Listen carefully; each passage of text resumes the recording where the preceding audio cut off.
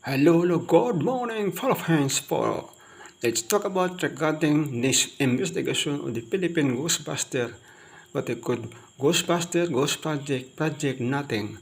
So, regarding po sa investigasa, what they call the Independence Commission of Infrastructure, o nako po, wala daw siya nakita as what we heard in the spokesperson on the ICI na wala pa sa makitang what they called maimbestigahan tungkol sa sindikatong Ghostbusters Project po sa what they call mga problema ng bayan ng Philippines po.